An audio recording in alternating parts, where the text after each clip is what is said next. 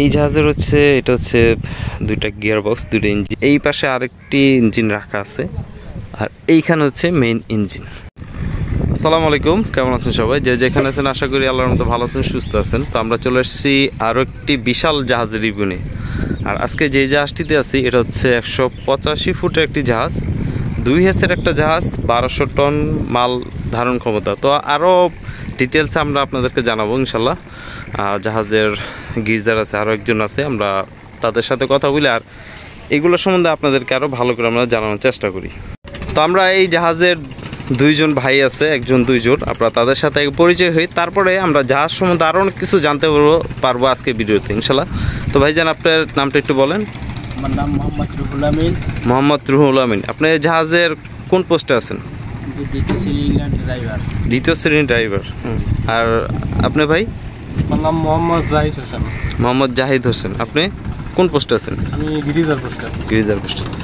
তো আমরা আজকে এই দুই ভাইয়ের মাধ্যমে হেল্প করবে আর কি, জাহাজ সম্বন্ধে আমাদেরকে ধারণা দিবে। আপনাদেরকে আমরা অনেক শিপের রিভিউ দিই, তো আজকে আরও দেখি অনেক কিছু জানাইতে পারি কিনা। তো ভাইজান, আপনারা আমাদেরকে একটু দেখান যে আসলে এই যে জিএফসিগুলো থাকে এগুলো আর কীভাবে পরিচালনা করে, তারপর জাহাজে কী কী থাকে না থাকে একটু আমাদেরকে মানে ঘুরে দেখাই দেবো এই আর কি জিনিসটা।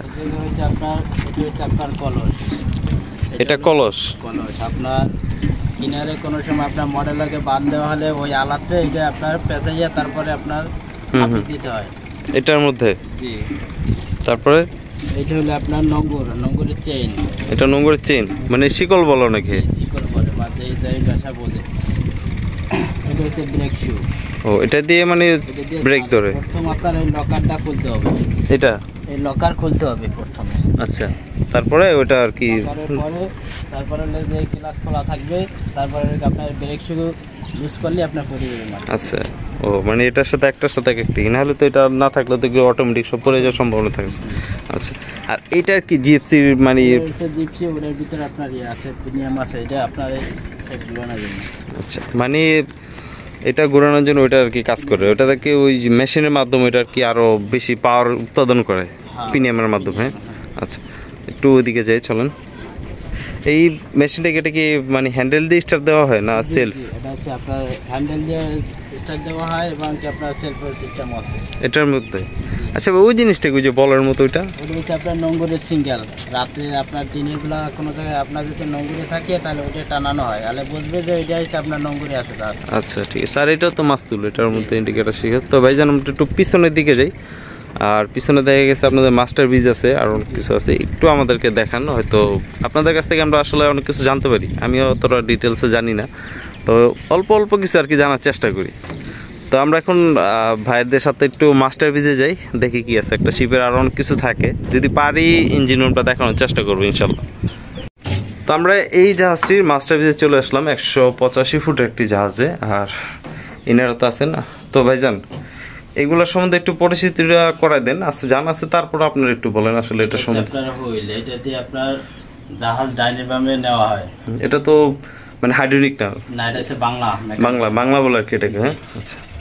আর তারপর ওই যে ওগুলা কি কি সেটা, এটা তো টেলিগ্রাফ।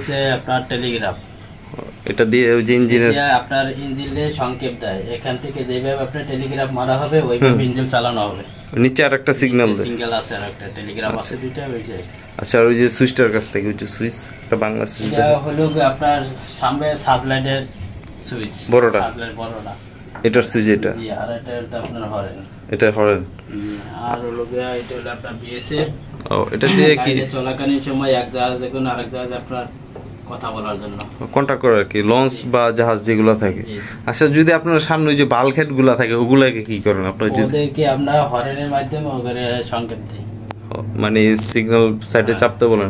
অন্যান্য জাহাজে যেমন আমি দেখি দেখা গেছে মাইক থাকে, মাইকের মাধ্যমে অ্যানাউন্স করা হয়। আপনার অনেক কিছু আছে, আপনার বিএসএফ আছে, জিপিএস আছে, রাডার আছে, আমাদের অনেকগুলোই নাই।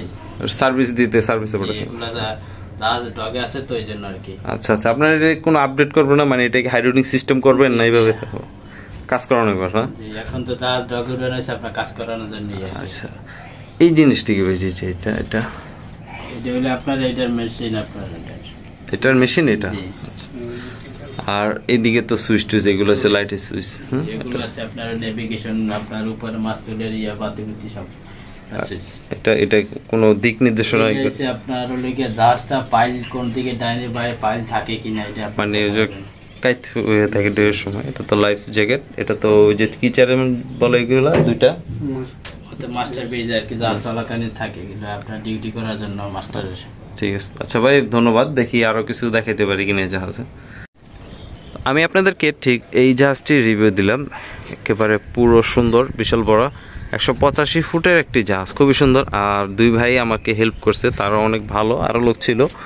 এটা মূলত হচ্ছে তাদের বালু টালু আর অনেক কিছু এটা দিয়ে ক্যারি করা হয়, মানে মাল আনা নেওয়া হয়। 1200 টনের একটা জাহাজ। তো এখন যাব হচ্ছে ঠিক নিচের দিকটা, আপনাদেরকে আমরা নিচ থেকে দেখাই জাহাজটি কী অবস্থায় আছে। তো আমরা আজকে আপনাদেরকে ঠিক এই জাহাজটি দেখালাম, যে জাহাজটি এখন দেখতেছেন। আর এটার কী জন্য উঠানো হয়েছে আমি ওই দিকটা আপনাদেরকে দেখাই, সামনে যাই তারপর দেখাই।